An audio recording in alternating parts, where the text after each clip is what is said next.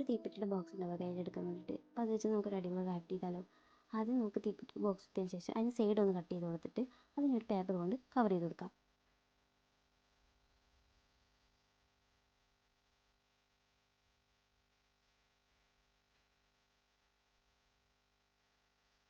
എന്നിട്ട് അതിൻ്റെ എല്ലാ സൈഡും ഇതേപോലെ ഒക്കെ ഒന്ന് വെട്ടി കൊടുക്കുക.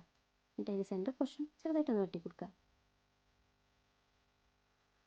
എന്നിട്ട് വെട്ടി കൊടുത്ത ഭാഗത്തൊന്ന് മടക്കി ഒട്ടിച്ചു കൊടുക്കാം. പക്ഷെ ഇതിങ്ങനെ ആകുമ്പോൾ വലിയ ഭംഗി ഉണ്ടാവില്ലല്ലോ. അപ്പോൾ നമുക്ക് ഡിസൈൻ കൊടുക്കാം. നിങ്ങൾക്ക് ഇഷ്ടമുള്ള ഡിസൈൻ കൊടുക്കാം. ഞാനൊരു റോസാപ്പൂവിൻ്റെ ഡിസൈനാണ് കൊടുക്കുന്നത്. അതിന് വേണ്ടിയിട്ട് ഒരു റെഡ് സ്കെച്ച് എടുത്തിട്ട് ഇതേപോലെ ഒന്ന് വരച്ച് കൊടുത്തിട്ട് അതിന് ഇതൊക്കെ ക്രയോൺ കൊണ്ടൊന്ന് കളർ ചെയ്യാം. ഇതിന് വേണ്ടിയിട്ട് ഒരു സ്കെച്ച് എടുത്തിട്ട് ഇതേപോലെ വരച്ച് കൊടുക്കാം. അപ്പോൾ നമ്മുടെ റോസാപ്പൂവിൽ ഡിസൈൻ സെറ്റായി. എന്നിട്ട് തീപ്പെട്ടിൻ്റെ ബോക്സില്ലേ അത് നമുക്ക് ഇതേപോലെ ഒന്ന് ഒട്ടിച്ചു കൊടുക്കാം.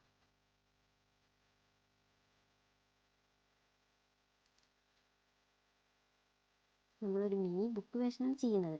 അപ്പോൾ അതിന് വേണ്ടിയിട്ട് ഒരു ബുക്കിൻ്റെ ഫെറ്റൊക്കെ വേണമല്ലോ. അപ്പോൾ അതിന് വേണ്ടിയിട്ട് അതിൻ്റെ സൈഡിൽ കൊടുക്കുന്ന ലൈൻ വരച്ച് കൊടുക്കാം. ഇനി തുറക്കുന്ന നടക്കുന്നതിന് വേണ്ടിയിട്ട് ഒരു ഇത് വേണമല്ലോ.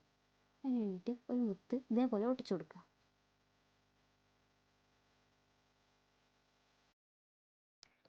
എന്നിട്ട് ഒരു റബ്ബർ ബാൻഡ് എടുത്തതിന് ശേഷം അതിൻ്റെ ആ ബാക്കിലേക്ക് വെച്ചിട്ട് ആ പോർഷനിൽ ഒരു ടേപ്പ് വെച്ച് ഒട്ടിച്ചു കൊടുക്കുക. അപ്പോൾ നമ്മുടെ ഇവിടെ മിനി ബുക്ക് സ്റ്റോറേജ് ബോക്സ് ഇവിടെ റെഡിയായി.